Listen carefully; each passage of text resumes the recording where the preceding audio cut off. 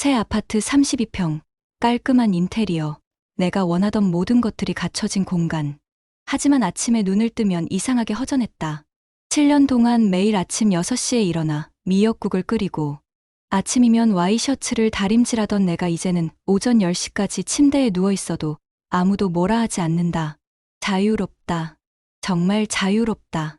그런데 왜 이렇게 허전할까? 거실 한복판에 앉아 창밖을 바라보며 생각했다. 내가 정말 원했던 게 뭐였지? 복수. 아니면 그냥 인정받고 싶었던 걸까? 동생 미나가 그들의 소식들을 가져왔다. 언니, 윤기 오빠 요즘 진짜 많이 망가졌나 봐. 친구가 봤는데 편의점 알바하더래. 그것도 야간에. 편의점 알바. 한때 명함 자랑하던 김윤기가 이제는 야간 편의점에서 라면을 데우고 있다니. 복수가 성공했다는 증거였지만 이상하게 후련하지가 않았다. 그리고 서연이는 고향으로 내려갔대. 부모님 식당 일 돕는다면서. 모든 게 계획대로 흘러갔다. 그들은 무너졌고 나는 살아남았다. 하지만 왜 이승리가 이렇게 쓸쓸할까? 마트에 장을 보러 갔다. 7년 동안은 항상 두 사람분을 기준으로 샀는데 이제는 혼자다. 계란 한 팩도 너무 많고 우유 1리터도 유통기한 내에 다 못 마신다. 계산대에서 점원이 포인트 카드 있으세요? 라고 물었을 때 나는 무의식 중에 지갑에서 부부 통장 카드를 꺼내려다가 멈췄다. 그 카드는 이미 정리했는데도 손이 자동으로 움직였다. 집으로 돌아오는 길, 예전 같았으면 윤기에게 저녁 뭐 먹고 싶어? 라고 문자를 보냈을 시간이다. 하지만 이제는 그럴 필요가 없다. 자유롭다. 정말 자유롭다. 그런데 왜 이렇게 공허할까? 밤에 혼자 저녁을 먹다가 문득 깨달았다. 내가 7년 동안 김윤기의 아내 역할을 완벽하게 해냈지만 정작 나는 누구인지 잊고 살았다는 것을. 좋아하는 음식도, 보고 싶은 영화도, 만나고 싶은 사람도 모든 게 윤기 중심이었다. 이제야 진짜 나를 찾아야 하는데 어디서부터 시작해야 할지 모르겠다. 화장대 앞에 앉아 거울을 보니 7년 전 결혼하기 전에 내가 아니라 김윤기의 전 부인이 보였다. 내 정체성까지 그에게 맞춰져 있었구나. 그날 밤 윤기에게서 전화가 왔다. 차단했던 번호인데 다른 번호로 걸어왔나 보다. 아라야, 나 정말 잘못했어. 제발 한 번만 더 기회를 줄 수 없을까? 나 지금 정말 힘들어. 목소리가 많이 변해 있었다. 7년 전 나와 결혼하겠다고 당당하게 말하던 그 목소리가 아니었다. 초라하고 간절하고 무너져 있었다. 윤기야, 우리 이미 끝났어. 법적으로도 감정적으로도. 그래도 7년이야. 7년을 그냥 버릴 거야? 순간 마음이 흔들렸다. 정말 7년을 그냥 버리는 걸까? 하지만 곧 정신을 차렸다. 7년을 버린 건 내가 아니라 너야. 내가 먼저 우리 7년을 배신했잖아. 전화를 끊고 나니 가슴이 답답했다. 복수는 끝났지만 마음의 정리는 아직인 것 같았다. 다음 날, 나는 오랜만에 대학 동기 은주에게 전화를 걸었다. 결혼 후에는 거의 연락하지 않았던 친구였다. 아라야, 어떻게 지내? 진짜 오랜만이다. 은주의 목소리에서 7년 전에 내가 느껴졌다. 김윤기의 아내가 되기 전 그냥 바가라였던 시절 말이다. 은주야, 나 이혼했어. 그리고 지금 혼자 살고 있어. 뭐 진짜. 언제, 왜? 아 잠깐 전화 말고 만나자. 지금 시간 돼? 오랜만에 누군가가 내 이야기를 들어주려고 했다. 윤기의 아내로서가 아닌 그냥 친구로서 말이다. 카페에서 은주에게 모든 이야기를 털어놓았다. 물론 복수 계획은 빼고 외도 발각부터 이혼까지만. 은주는 중간중간 분노하기도 안쓰러워하기도 하면서 내 이야기를 끝까지 들어줬다. 아라야, 너 진짜 잘한 거야. 그런 남자와 평생 살 필요 없어. 근데 지금 많이 힘들지? 응. 복수는 성공했는데 이상하게 허전해. 이제 뭘 해야 할지 모르겠어. 당연하지. 7년 동안 누군가의 부속품처럼 살다가 갑자기 독립하면 그럴 수밖에. 근데 이제야 진짜 내 인생이 시작되는 거 아닐까? 은주의 말이 가슴에 꽂혔다. 이제야 진짜 내 인생이 시작되는 거구나. 복수 계획을 세우느라 밤새우던 때와 달리 이제는 나만의 새로운 하루를 만들어가고 있었다.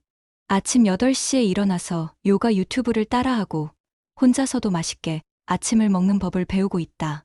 예전에는 윤기가 좋아하는 메뉴만 만들었는데 이제는 내가 먹고 싶은 걸 만든다. 토스트에 아보카도를 올리고 방울토마토를 곁들인 간단한 아침. 윤기는 이런 서양식 아침을 별로 좋아하지 않았는데 알고 보니 나는 이런 게 좋았다. 작은 것부터 나를 찾아가고 있었다. 은주의 소개로 북클럽에 가입했다. 한 달에 한 권씩 책을 읽고 모여서 이야기하는 모임이었다. 안녕하세요. 저는 바가라입니다. 7년 만에 처음으로 김윤기의 아내가 아닌 바가라로 자기소개를 했다. 이상하게 떨렸다. 북클럽 멤버들은 각자 다른 직업, 다른 나이, 다른 관심사를 가진 사람들이었다. 하지만 모두 책을 좋아한다는 공통분모가 있었다. 아라 씨는 어떤 장르를 좋아하세요? 잘 모르겠어요. 사실 요즘에야 제 취향을 찾아가는 중이라서. 솔직하게 답했더니 다들 이해한다는 듯이 고개를 끄덕였다. 인생의 변화를 겪는 사람들에게는 이런 순간이 있다는 걸 아는 것 같았다. 한 달 후, 미나가 또 다른 소식을 가져왔다. 언니, 윤기 오빠가 고향으로 내려간대. 편의점 알바도 그만두고. 그래? 뭐 하러? 부모님 농사일 돕는다고. 그리고 술 많이 마신다더라. 순간 마음이 아팠다. 미안함. 아니다. 동정? 그것도 아니다. 그냥 7년이라는 시간에 대한 서운함 같은 것이었다. 언니는 어때? 후회 안 해? 미나의 질문에 나는 잠시 생각했다. 후회하냐고? 아니야. 전혀. 다만 7년이라는 시간이 아깝긴 하지. 그 시간에 내가 뭘 할 수 있었을까 하는 생각이 들어. 그래도 이제라도 찾은 거 아냐? 언니만의 인생을. 맞다. 이제라도 찾은 거다. 북클럽에서 만난 수진 언니의 제안으로 작은 독서 카페에서 아르바이트를 시작했다. 처음에는 내가 이런 일을 할 수 있을까 걱정했는데 막상 해보니 재미있었다. 손님들과 책 이야기를 나누고 추천도 해주고 때로는 고민 상담도 들어주는 일. 7년 동안 윤기만 챙기느라 잊고 있던 사람들과의 소통이 이렇게 즐거운 일이었나 싶었다. 사장님, 이 책 읽어보셨어요? 어떠세요? 아, 그 책 정말 좋죠. 특히 여기 이 부분이 자연스럽게 책에 대해 이야기하는 내 모습이 신기했다. 예전 같았으면 윤기가 어떻게 생각할까 먼저 걱정했을 텐데.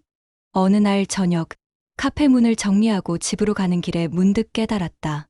내가 윤기에게 한 복수는 그를 무너뜨리는 것이 목적이 아니었구나. 내가 진짜 원했던 건 나를 되찾는 것이었다. 윤기를 파멸시키는 건 수단이었고 진짜 목적은 내가 다시 나 자신으로 살아가는 것이었다.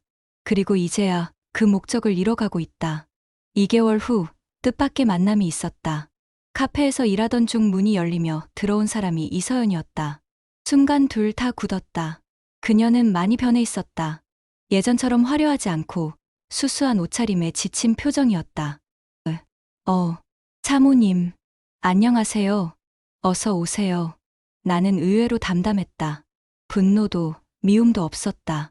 그냥 과거의 한 페이지를 만난 기분이었다. 아, 여기서 일하시는군요. 네. 커피 드릴까요? 서연은 망설이다가 아메리카노를 주문했다. 조용한 구석자리에 앉아 있는 그녀를 보니 나와 비슷하게 새로운 삶을 시작하려고 노력하는 것 같았다. 커피를 가져다 주면서 짧게 말했다. 힘내세요. 서연은 놀란 듯 올려다봤다. 그리고 작은 목소리로 감사합니다라고 답했다. 그게 우리의 마지막 대화였다. 서연은 커피를 다 마시고 조용히 나갔고 나는 그녀의 뒷모습을 보며 생각했다. 우리 모두 각자의 삶을 살아가는 거구나. 북클럽에서 만난 정민이라는 사람이 있다. 나보다 2살 어린 출판사 편집자인데 책 이야기를 할 때 눈이 반짝반짝 빛난다. 처음에는 그냥 책 친구였는데 어느새 카페에서 일이 끝나면 함께 산책을 하거나 전시회를 보러 다니게 됐다. 아라 씨는 정말 책 취향이 독특해요. 어떻게 이런 걸 다 찾아서 읽으세요? 그냥 요즘에 제 취향을 찾아가는 재미로 읽어요. 정민은 내가 이혼했다는 것도 복잡한 과거가 있다는 것도 알고 있지만 묻지 않았다. 그저 지금의 나를 있는 그대로 봐주는 것 같았다. 아라 씨와 이야기하면 시간 가는 줄 모르겠어요. 그의 말에 가슴이 두근거렸다. 7년 만에 느끼는 설렘이었다. 하지만 이번엔 다르다. 누군가에게 맞춰가는 설렘이 아니라 나 자신을 더 알아가게 해주는 설렘이다. 1년 후 나는 작은 북카페를 인수했다. 윤기와의 재산 분할로 받은 돈을 투자해서 내 공간을 만든 것이다. 카페 이름은 페이지 터닝. 책장을 넘기듯 인생도 새로운 페이지를 넘길 수 있다는 의미로 지었다. 개업 첫날 은주와 북클럽 친구들 그리고 정민까지 축하해 주러 왔다. 언니, 정말 멋있어. 이 카페 대박 날 것 같아. 고마워, 미나야. 모든 게 다 너희 덕분이야. 그날 밤 혼자 카페에 남아 정리를 하는데 문득 1년 전이 생각났다. 복수 계획을 세우며 밤새워 윤기의 동선을 적던 그때와 지금 같은 밤인데 이렇게 다를 수가 있나 싶었다. 1년 전에는 윤기를 무너뜨리는 것이 전부였는데 이제는 내 꿈을 세워가고 있다. 휴대폰에 윤기에게서 온 마지막 문자가 아직 남아 있었다.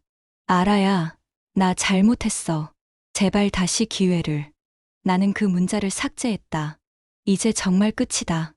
6개월 후 정민과 함께 카페를 운영하며 조용하고 소소한 행복을 누리고 있다.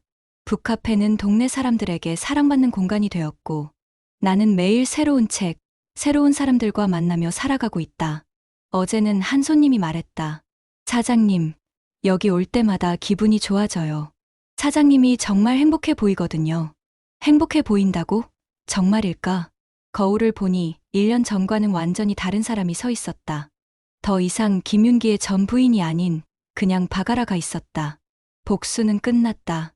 하지만 진짜 승리는 이제부터였다. 나만의 삶을, 나만의 속도로, 나만의 방식으로 살아가는 것. 그게 진짜 복수이자 진짜 승리였다. 윤기도, 서연도 이제 내 인생의 과거일 뿐이다. 나는 앞으로만 걸어간다. 내 이름으로, 내 발걸음으로. 이제 조금은 알 것도 같다. 복수는 상대를 무너뜨리는 게 아니라 나 자신을 찾는 거였다.